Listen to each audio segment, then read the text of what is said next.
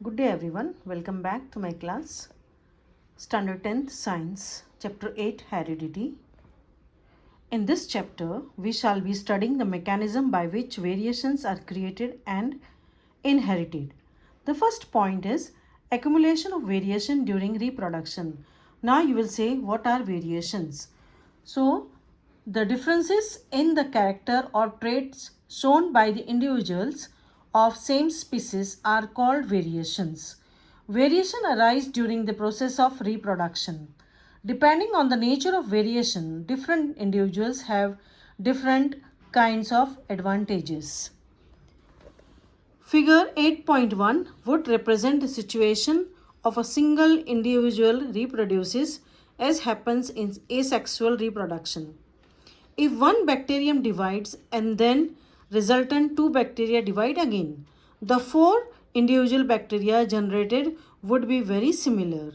There would be only very minor differences between them generated due to small in DNA copying. So let us study figure 8.1. Creation of diversity over succeeding generations. The original organism at the top will give rise to say two individuals similar in body design but with subtle differences. Each of them in turn will give rise to two individuals in the next generation. Each of the four individuals in the bottom row will be different from each other. While some of these differences will be unique, others will be inherited from their respective parents who were different from each other. Now we come to the very important point of the lesson, heredity. It is the process of transmission of characters generation after generation is called heredity.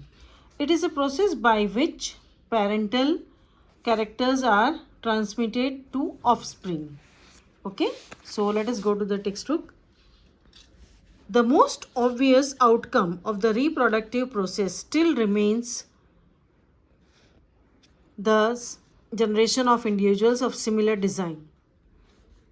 Inherited traits. So what exactly is the meaning of the word trait? It not look exactly like its parent, and human populations show a great deal of variation. Rules for inheritance of traits by Mendel's contribution. You can see figure 8.2.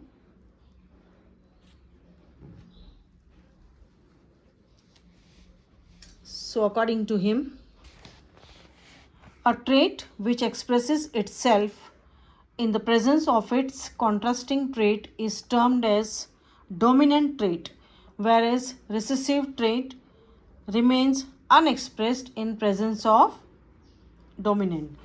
So what is a trait? It is a distinguished feature of a person's character. In simple words, trait is a way in which characters of an organisms are expressed.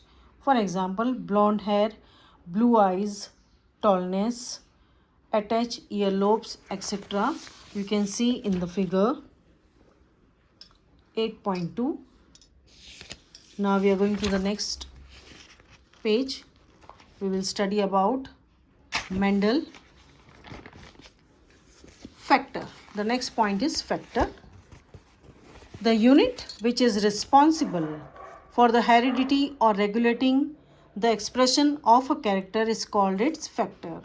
Factor is responsible for an expression of a trait are always in a pair. The factor suggested by Mendel is now known as gene in modern genetics. George John Mendel conducted a series of experiments on garden pea plant in order to study the heredity. Let us see the figure 8.3.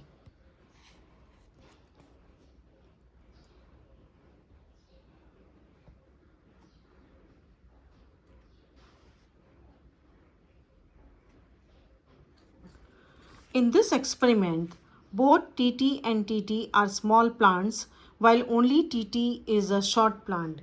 In other words, a single copy of T is enough to make a plant tall, while both copies have to be small t for the plant to be short. Traits like capital T are called dominant traits, while those will behave like small t are called recessive traits. So you can see in the figure.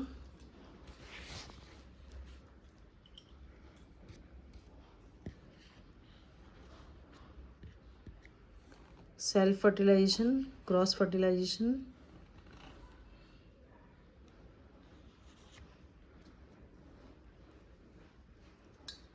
Now we go to the next point, which is called gene. A section of DNA that provides information for the synthesis of a specific protein is called a gene. The last part of the lesson is sex determination. The phenomena of determining the sex of an individual of a species is called sex determination. Different strategies, for example, temperature, chromosomes, genes, hormones, are responsible for determining the sex in certain animals. In certain animals, the sex determining is not generally determined. The snails can change their sex. In human beings, in each cell, there are 22 pairs of autosomes and 1 pair of sex chromosomes. The 23rd pair is either XX in female and XY in male. Let us see the figure which is given on the next page.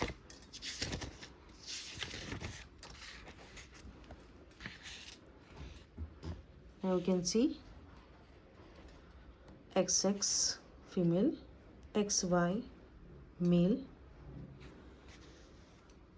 Figure 8.6 shows half the children will be boys and half will be girls. All children will inherit an X chromosome from their mother regardless of whether they are boys or girls. Thus, the sex of children will be determined what they inherit from their father. A child who inherits an X chromosome from a father will be a girl, okay? And one who inherits a Y chromosome from him will be a boy. So now let us see what we have learned. Variations arising during the process of reproduction can be inherited. These variations may lead to increased survival of the individuals. Sexually reproducing individuals have 2 copies of genes for the same trait. If the copies are not identical, same, the traits get expressed is called dominant trait and the other is called recessive trait. Traits in one individual may be inherited separately, giving rise to new combinations of traits in the offspring of sexual reproduction. Sex is determined by different factors in various species. In humans, the sex of the child depends on whether the parental chromosome is X for girls or Y for boys.